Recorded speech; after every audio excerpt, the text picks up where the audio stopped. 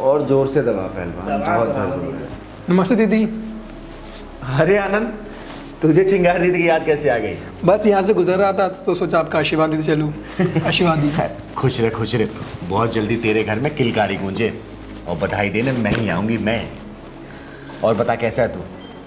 ठीक ही हूँ दीदी। एक बात पूछूँ आपसे? हाँ पूछना बेटा। दीदी, मैंने सुना था कि आप जैसे किन्नर जब भी आशीर्वाद देती हैं तो बहुत फलता फूलता है। हाँ ये तो सच है। आप मुझे आशीर्वाद दे रही हैं कि मेरे घर में बच्चे की किलकारी गूंजे, लेकिन मेरा घर तो टूटने की कगार पे है। क्यों बेटा, ऐसा क्यों बोल रहा तू? क्या हुआ? अब क्या बताऊँ दीदी आपको, 15 दिनों से सपना ने मुझे परेशान करके रख दिया है। बात यहाँ तक पहुँच गई है कि वो मुझसे तलाक लेना चाहती है। क्या करूँ, कुछ समझ ही नहीं आ रहा मुझे। तलाक लेना चाहती है? ये क्या हुआ तुम दोनों के बीच में? किसी बात पे अनबन हो गई है क्या? अब क्या बताऊँ दीदी आपको मैं, वो मेरे माँ बाप की ज़रा भी इज्जत नहीं करती है।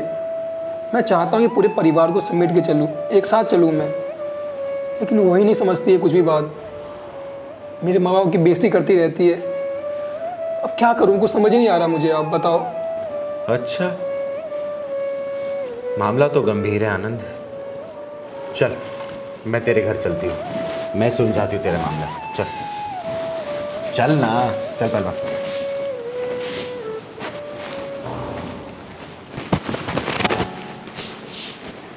चिंगारी दीदी, आप यहाँ?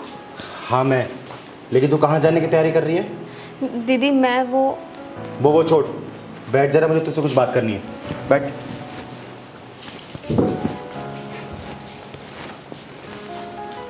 एक बात बताओ, तुम दोनों क्या चल रहा है तुम दोनों के बीच में? दीदी आप मुझसे क्या पूछ रही हैं? इन्हीं से पूछिए, इन्हीं की वजह से तो घर छोड़कर जा रही हूँ।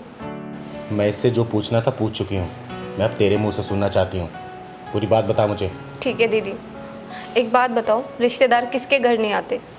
मेरे रिश्तेदार आए तो ये मुँह फुला लेते हैं, इनके रिश्तेदारों की मैं आरती उतारूँ?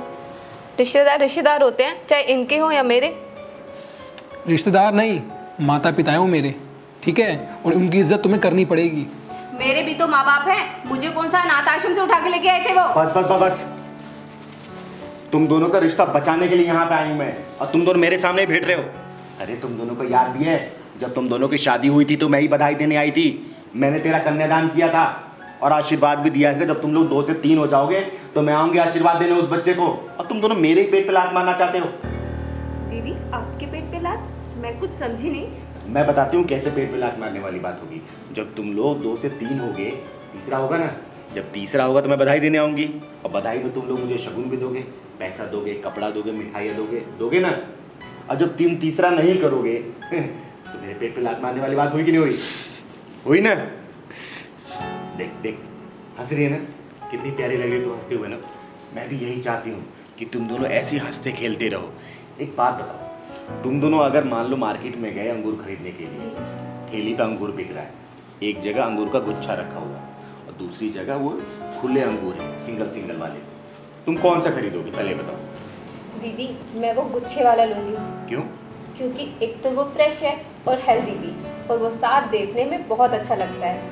वही पसंद आया ना जो गुच्छे में है, अलग वाले को तो नहीं पसंद किया ना, जो सड़े गले होंगे। परिवार भी उसी तरीके से होता है, जब परिवार संगठित होता है ना तो हमेशा उसमें खुशियाँ रहती हैं, बरकत भगवान देता है। जब परिवार के लोग अलग अलग हो जाते हैं, बिखर जाते हैं ना, कोई नहीं पूछता है। अगर तुम लोग आज तलाक ले लोगे ना, 10 साल बाद अपनी करनी पे पछताओगे कि हमने ये क्या कर दिया। अरे हर परिवार में छोटी मोटी नोकझोंक हर मियाँ बीवी में चलती रहती है, इसको ज़्यादा दिल पे नहीं लेना चाहिए। आपस में बैठ के इस बातों का सोल्यूशन निकालना चाहिए। अरे एक तो ज़िंदगी मिली है, उसको भी हंसते खेलते काट दो। क्या रखा है इस तलाक में? अब क्या गारंटी है तलाक करके दूसरी शादी करोगे तो वो तुम्हारा जो लाइफ पार्टनर रहेगा अच्छा होगा? है कोई गारंटी? दे सकते हो? नहीं ना। जिस तरीके से तुम लोग एक बंधन में बंधे हो ना, उसी तरीके से ज़िंदगी बिता लो ना हंसी खुशी। क्या हो गया? क्या बड़ा क्या छोटा, क्या बीबी क्या पति, एक यार दोस्त की तरह रहो। ज़िंदगी जीने का बहुत मज़ा आएगा। देखना हमेशा ऐसा नहीं, ईगो पे नहीं लेना। तुम्हारे परिवार वाले भी इसके परिवार वाले हैं और इसके परिवार वाले भी तुम्हारे परिवार वाले हैं। और ये बहुत गलत बात है कि जब इसके परिवार वाले आते हैं तुम मुंह फुला लेते हो। जब तुम्हारे परिवार वालों की इज्जत से, इसके भी तो माँ बाप है ना, उन्होंने भी तो अपनी बेटी को लाड प्यार से पाला है ना, तो तुम इतना नहीं कर सकते? कर सकते हो ना? दीदी मैं तो चाहता हूँ, पर यही मेरे साथ नहीं देती है। क्या करूँ मैं, बताओ आप। अच्छा, चिंगारी की बात मानोगी? जी दीदी। साथ दोगे कि नहीं इसका? अब तलाक चाहिए? नहीं चाहिए ना? इसी तरीके से हंसते खेलते रहो, ठीक है? घर एक बार टूट जाता है ना, फिर दोबारा कभी नहीं जुड़ पाता।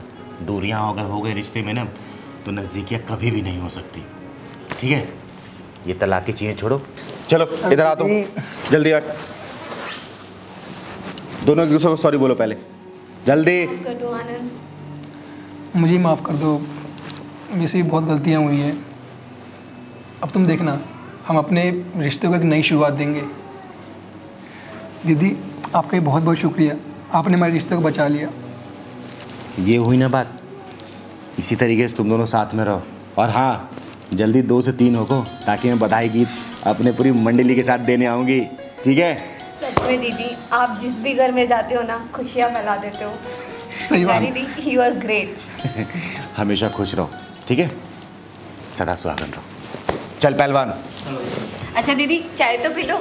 हाँ जब लल्ला होगा ना, चाय के साथ मैं शरबत भी पी के जाऊंगी। खुश रहे। चल पहलवान।